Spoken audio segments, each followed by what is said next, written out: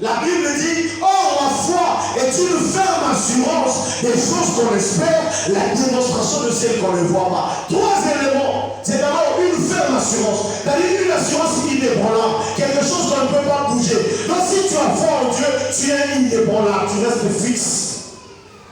Et lorsque tu es fixe, cela produit en toi de l'espérance. Parce que tu t'attends à quelque chose venant de Dieu. Et troisième élément, la démonstration. Donc celui qui a la foi va espérer. Celui qui espère va vivre ces choses. Celui qui n'espère pas ne verra jamais la main de Dieu dans sa vie.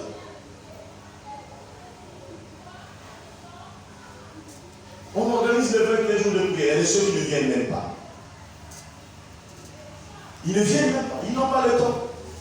Ils sont trop occupés. Ils sont hyper occupés. Même le président de la République, il a le temps d'aller au mariage. Alléluia. Il est président de la République, hein, mais il a le temps d'aller quand même au mariage des gens, aller assister les gens. Il a aussi le temps de prier.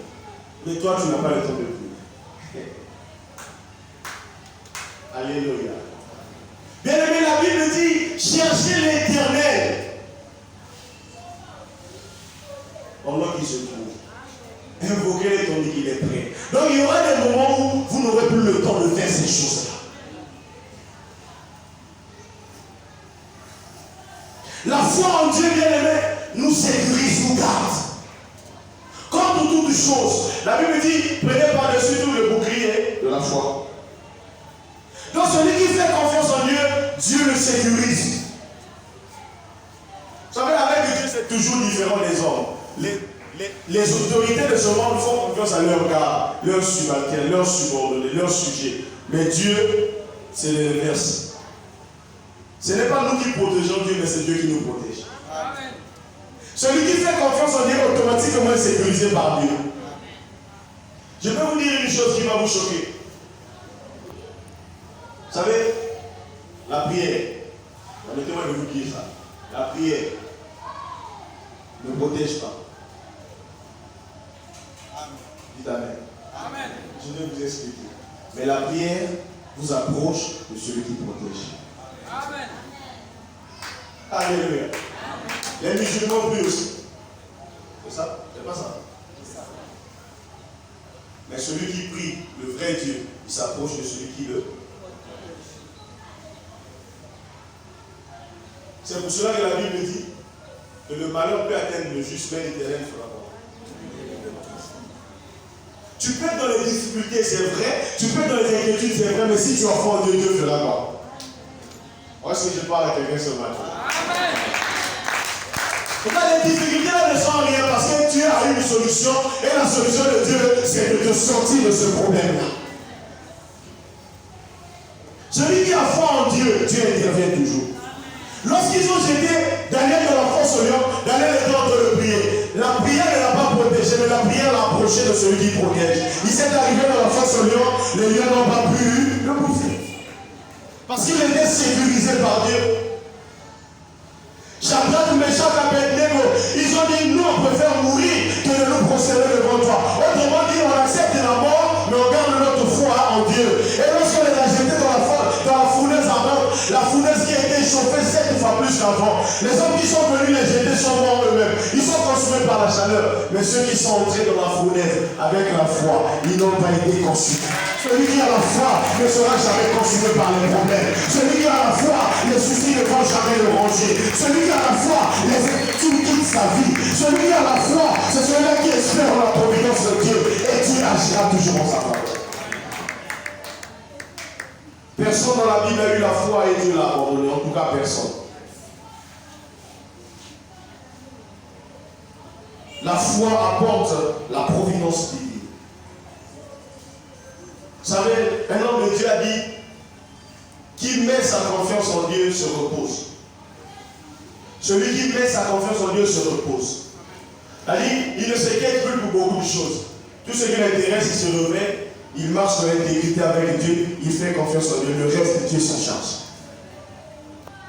Lorsqu'Abraham a essayé de trouver des solutions pour sa progéniture, alors qu'il avait déjà eu Isaac, Genèse chapitre 10, 17 plutôt. La Bible dit, Dieu dit à Abraham, je suis l'Éternel, le Dieu tout-puissant. Il dit, marche devant ma face et sois intègre. Dieu, il est le tout-puissant. Alléluia. Le tout-puissant, c'est celui qui est capable de tout et rien ne peut l'empêcher. C'est ça ce qui veut dire tout-puissant. C'est-à-dire celui qui est capable de tout et rien ne peut l'empêcher. Dieu est la seule personne qui peut vous donner le pouvoir et son pouvoir ne prendra jamais fin. Il peut vous donner la puissance, sa puissance ne prendra jamais fin. Parce qu'il est tout puissant. Il peut vous rendre puissant, il peut vous rendre fort, mais lui, il est tout puissant. Il dit à Abraham, Abraham, je suis l'Éternel, le Dieu tout-puissant. Marche devant ma face, sois intègre.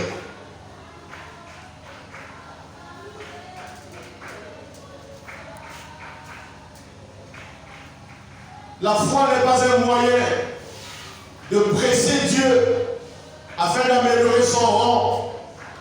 Non. Vous savez, il y a des gens qui pressent Dieu, qui poussent Dieu. Ce n'est pas ça la foi. La foi, c'est la confiance en Dieu. La confiance en Dieu qui agira en son temps. La Bible dit qu'il y a un temps pour toutes choses. Il y a un temps pour pleurer. Il y a un temps pour se réjouir. Tu te dis peut-être les 5 mois, les 6 mois que le coronavirus a dévoré, comment ça va se passer? Je dis, il y a un Dieu au ciel qui dit dans sa parole, je remplacerai les années dévorées par les sauterelles. Je peux compter quelqu'un en disant, je remplacerai les mois dévorés par Covid. Il vous oh Dieu, Dieu c'est la seule personne qui est capable de te donner la bonne santé en 2 jours, alors que tu as souffert pendant 10 ans. Dieu est la seule personne qui est capable de te donner le travail avec une bonne rémunération, alors que tu as attendu ce travail pendant 10 ans. En 1 jour, il est capable de le faire. Parce que tout est devant lui. Il connaît toutes les choses. La Bible dit qu'il connaît la fin d'une chose avant son commencement. Je vous dis la vérité, Dieu savait qu'il devrait avoir un coronavirus. Il savait. Mais quand il a dit c'est la saison de ton développement, c'est la saison de ton développement. Je peux vous partager une expérience. Vous savez, avec Dieu, les années vont de gloire en gloire. Avec Dieu, les années vont de gloire en gloire. Peut-être que l'année passée, tu avais eu beaucoup d'argent, mais tu n'avais pas la paix. Cette année, tu as moins d'argent, tu as la paix. Cette année est plus meilleure que l'année passée. Je vous dis la vérité, l'année passée ne sera pas plus meilleure que l'année qui vient. Tu te dis la saison de ton développement, comment? Peut-être toi-même tu ne veux pas, mais je dis que c'est la saison de ton développement. Il y a des gens qui ne comprennent pas telle chose. Tu pouvais avoir des millions, tu pouvais avoir investi, tu as eu beaucoup d'argent l'année passée. Cette année, tu t'attendais à plus comme on avait dit c'est la saison de ton développement. Mais peut-être que tu allais connaître des pertes. Le coronavirus a réduit l'année. Et tu as conservé tes économies. Alléluia. Dieu, il est mystique. On ne comprend pas Dieu. Tu ne peux pas le comprendre. Parce que si tu comprends Dieu, tu meurs. Et Dieu, on ne le calcule pas aussi. On le laisse simplement agir. Abraham ne savait pas, il dit Abraham, tu seras le père d'une multitude. Abraham, comme ça, sors-toi déjà, prends Lazare. Qu'est-ce qu'il faut faire? Il prend un gars, Dieu dit non, ce n'est pas Israël, c'est toujours Isaac. Attends, Isaac. Il ne compte pas, à son temps-là, Sarah 90 ans, Dieu dit maintenant il est temps. Quand Dieu a dit qu'il est temps, il est temps. Quand Dieu dit qu'il est temps, il est temps. Quand Dieu dit que c'est le temps, c'est le temps. Parce que c'est lui qui est le maître des temps et des circonstances. C'est ça la confiance de Dieu. C'est qu'il contrôle le temps par rapport à lui, pas par rapport à toi. Nous voulons que Dieu fasse les choses par rapport à nous et non par rapport à lui. Beaucoup de gens qui ont voulu que Dieu fasse les choses par rapport à eux, ils ont eu beaucoup de problèmes dans ce chemin. La preuve même, c'est Jacob. C'était lui qui devait avoir la promesse. La promesse était sur lui. Mais la manière dont il a obtenu cela n'était pas le temps que Dieu avait prévu. Voilà pourquoi il a souffert. Bien aimé, avec Dieu, on se laisse conduire par sa providence. On laisse Dieu faire. Je ne sais pas. Même si pendant les fêtes, tu manges l'oseille, ça fait quoi? C'est rien, ça va passer. C'est un jour seulement. Il y a des gens qui se tracassent pour rien. Tu te tracasses pour rien. Tu vas te retrouver là, le 2 janvier, tu es aussi en bonne santé. Ce n'est pas un problème. Alléluia. Même si tu n'as pas l'argent pour faire la fête comme tu veux, comme tu penses, ce n'est pas un problème. Du reste, c'est le même poulet qu'on mange. C'est la même viande qu'on mange tous les jours. Tu ne vas jamais manger le lion, le premier, non. Est-ce qu'on est ensemble? C'est-à-dire que tu ne feras pas un repas spécial que tu n'as jamais mangé, non. C'est le même repas, les mêmes plats, les mêmes aliments, les mêmes condiments. Donc ça ne sert pas de t'inquiéter. Je te dis ce matin, ne t'inquiète de rien.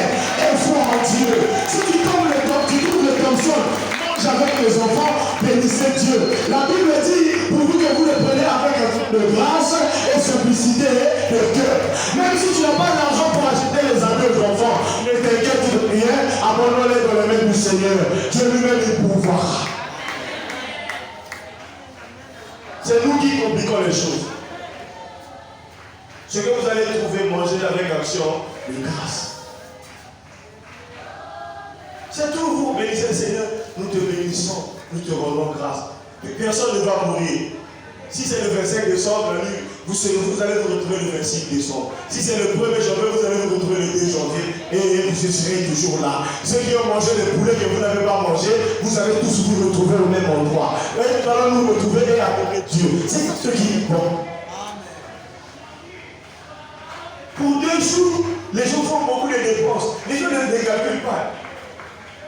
En ce moment, si tu vas chez les amis, ça coûte très cher. Attends seulement le 15 janvier, là, ça va descendre. Le prix d'un habit, tu peux avoir 4 5. Alléluia. Faites confiance en Dieu. Ayez foi en Dieu. Car la saison de votre déploiement subsiste encore. Vous savez, il y a un principe avec Dieu. C'est que Dieu ne bénit pas ne nous bénit pas pour nous-mêmes. Il nous bénit pour les générations à venir. Donc la bénédiction de cette année va te poursuivre jusqu'en 2021. Est-ce que je parle à quelqu'un ce matin? La bénédiction de Dieu que tu reçois cette année, dans les 11 jours qui restent, ce que tu vas recevoir va terminer en 2021. Ayez foi en Dieu, car la saison de votre développement subsiste encore. Face à vos problèmes, vos inquiétudes, vos soucis, vous devez faire confiance en Dieu et le prier. Rejetez, bien aimé, toutes les voies que vous suivez à cause de votre manque de confiance et de votre instabilité. Arrêtez de vous plaindre. Arrêtez la mendicité. Beaucoup de gens sont devenus des quemondaires, excusez-moi le terme. Vous savez, vous faites honte à Dieu. Moi, j'ai appris à prier Dieu même pour les petites choses. Même pour les unités. Même pour les mégas, je prie Dieu. Si je me remets comme ça, j'en ai pas, je dis Seigneur, j'en ai pas, bon, j'abandonne ça entre tes mains. Et je vous dis la vérité, la journée ne prendra pas fin. Il y a quelqu'un qui va toujours me bénir. Arrêtez! Il y a des gens qui invoquent même les parents, la nécromancie, les défunts, les gens qui sont morts.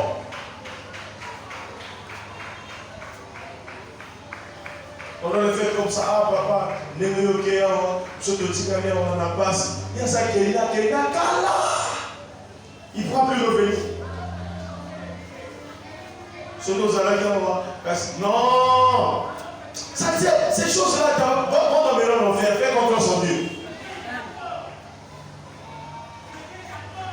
Il y a des gens qui vivent sans l'aide des parents. Moi, le premier. Ça fait plus de 10 ans que je vis en autonomie, en indépendance totale des parents. C'est Dieu. Je fais confiance en Dieu et ma vie coule comme ça. Tu te regardes, tu dis comment tu vas faire, je dis, aie foi en Dieu. Tes inquiétudes sont normales.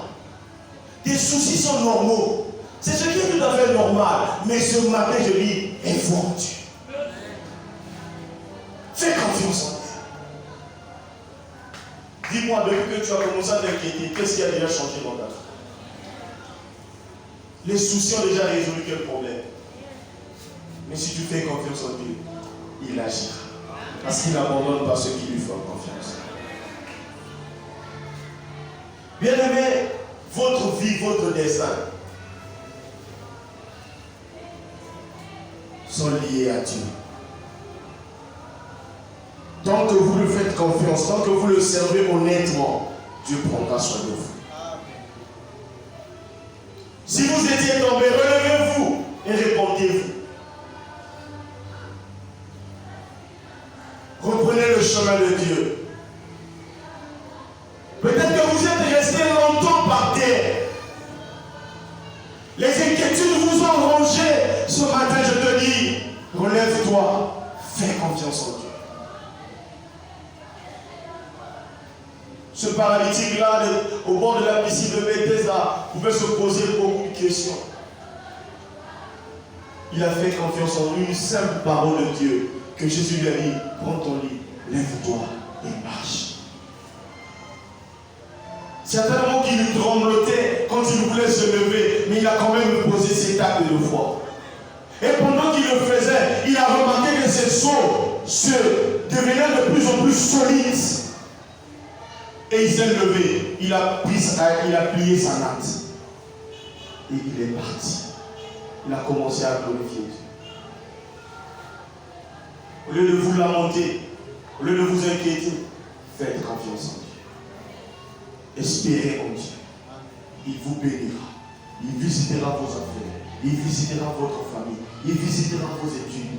Ce matin, tu as beaucoup d'inquiétudes qui planent sur ta tête. Je dis fais confiance en Dieu. Ne t'inquiète plus.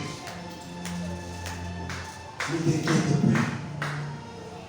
Sois rassuré que celui en qui tu as cru, c'est le fidèle, c'est le véritable. C'est celui qui est capable de tout et qui connaît toutes choses. Bien aimé, qu'est-ce que je peux te dire encore? Toute personne qui fait confiance en Dieu, Dieu le récompense sa foi. Que Dieu bénisse sa parole ce matin.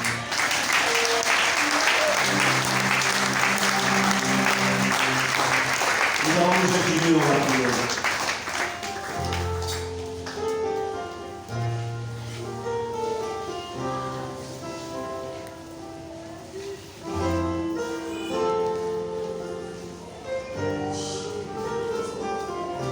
Alléluia. Est-ce que quelqu'un peut prier vraiment ce matin?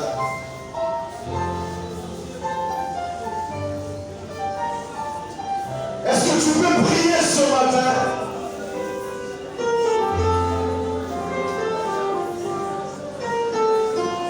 Même si tout est noir devant toi, même si tu rencontres les inquiétudes liées à la vie présente, liées au siècle présent, les soucis de la vie, je dis à un homme qui te dit ne t'inquiète pas.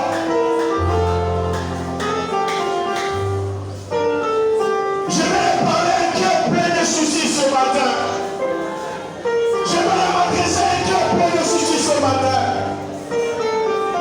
Tes soucis ne vont rien changer.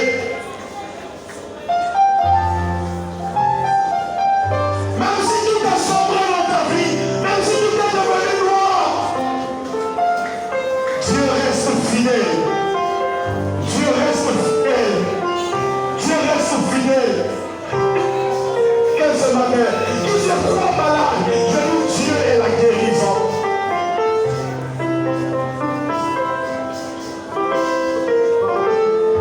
Sur la terre, tout est sombre. On marche dans le ciel, tout est sombre.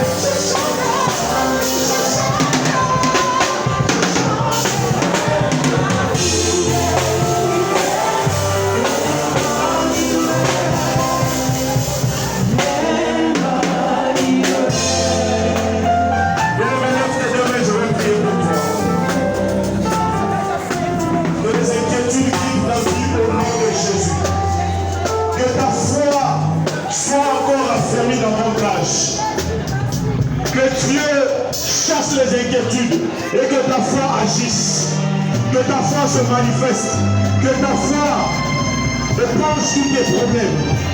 Dans le nom de Jésus-Christ.